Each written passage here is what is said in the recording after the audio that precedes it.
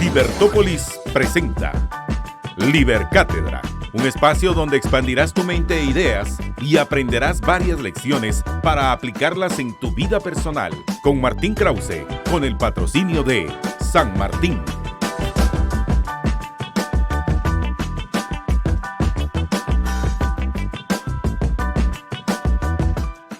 El capítulo 13 del libro La economía explicada a mis hijos se titula El comercio internacional.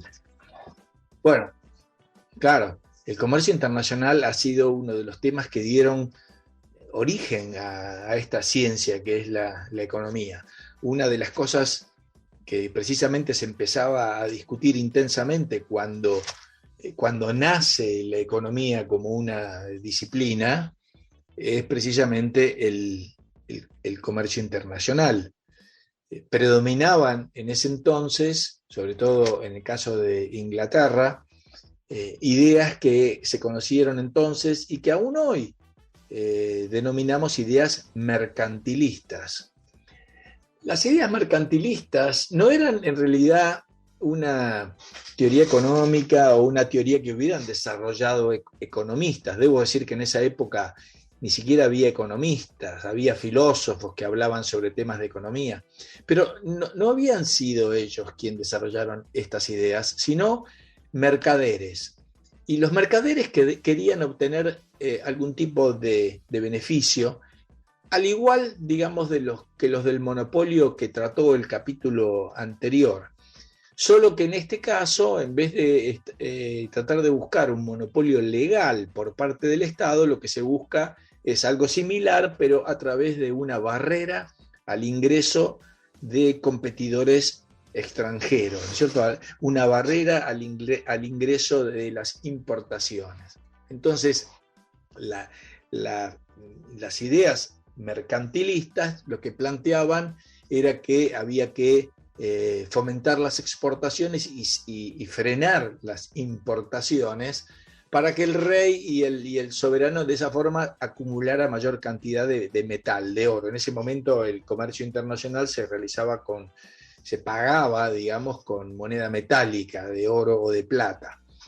Entonces, ellos buscaban que se impusieran todo tipo de barreras al comercio internacional. Bueno, precisamente allí aparece uno de los,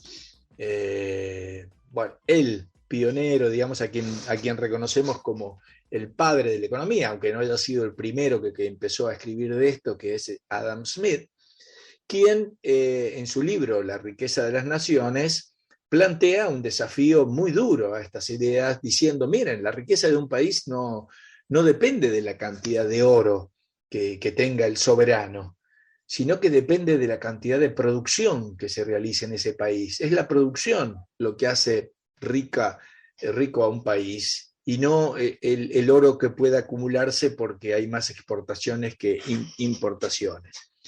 Y plantea Adam Smith una teoría que se llama la teoría de las ventajas comparativas, en las cuales señala los beneficios de que un país se dedique a aquello que es más eficiente para producir. Entonces tomemos un caso que en realidad es un caso desarrollado por quien lo seguiría Adam Smith, y sobre quien vamos a volver luego ahora otro gran economista, David Ricardo. Pero vamos a suponer que pensemos en Portugal e Inglaterra. En Inglaterra, sobre todo en el siglo XVIII, era un buen lugar donde era muy eficiente producir textiles, ya, muy buenas telas, muy buenos trajes, etc. Mientras que en Portugal se producían muy buenos vinos, entre ellos, por ejemplo, y licores, por ejemplo, como el Oporto.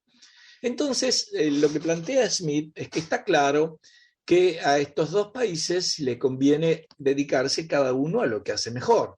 Es decir, que Inglaterra produzca textiles y Portugal produzca vinos y que intercambien una cosa por la otra. Esto parece como muy lógico, ¿verdad?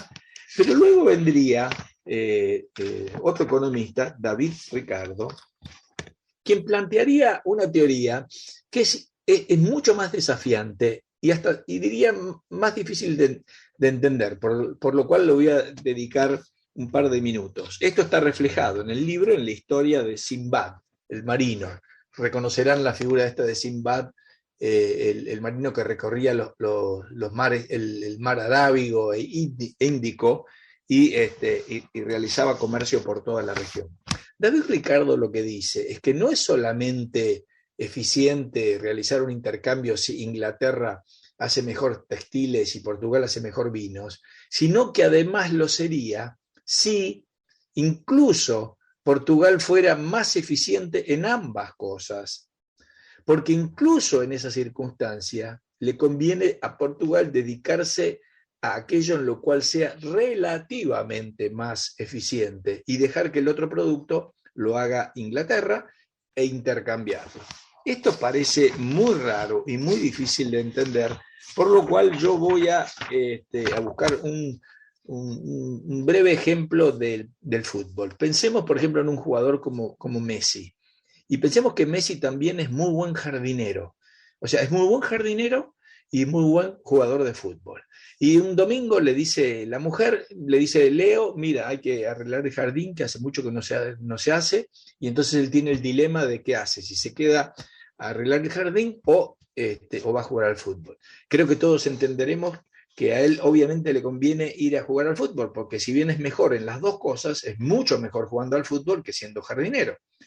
Y cerca de donde él vive está Jorge, que es un inmigrante latinoamericano, digamos, que no es ni mejor futbolista desde ya y no es el mejor jardinero. Sin embargo, es relativamente competitivo, porque a Messi le conviene irse a jugar al fútbol y contratar a Jorge como jardinero. Entonces Jorge es competitivo, por más que no sea el mejor en todo, pero es relativamente competitivo en eso que hace, y eso le da una oportunidad entonces para competir. Entonces, en el mundo, el comercio internacional se maneja por estas ventajas relativas. Bueno, esto es de fundamental importancia porque lleva también a entender los beneficios de tener una economía abierta. Otro de los cuentos que aparece allí en este capítulo es una parte que ya lo hemos nombrado, de Robinson Crusoe, en el cual están Robinson Crusoe y Viernes, y tienen que hacer una casa, digamos, y quieren construir una casa para la cual tienen que cortar una cantidad de árboles y sacar las maderas, y de pronto, ¿qué pasa? Les llega un madero del mar, flotando en el mar. Y viene Viernes y le dice a Robinson Crusoe, ahí llegó un madero o varios maderos, tal como los que necesita para la casa. Y Robinson Crusoe le dice, ni se te ocurra buscarlos, es lo peor que nos puede pasar. Porque si tomamos esos maderos nos quedamos sin trabajo, ¿cierto? El trabajo era que ellos tenían que ir a cortar la madera y todo eso. A cualquiera de nosotros nos parecería ridículo eso. ¿Cómo llegaron? Los maderos que llegan del mar sería el equivalente de las importaciones, y las estaríamos dejando porque no, nos van a dejar sin trabajo. Pero la verdad es que si ellos hubieran tomado esos maderos, podrían haber dedicado su tiempo a hacer otra cosa, a terminar la casa más rápido o hacerla mejor. Es decir, han desaprovechado, digamos, los beneficios del comercio internacional. Bueno, este es un tema de mucha polémica aún hoy, pero es de fundamental importancia comprender entonces estos conceptos básicos. Muchas gracias.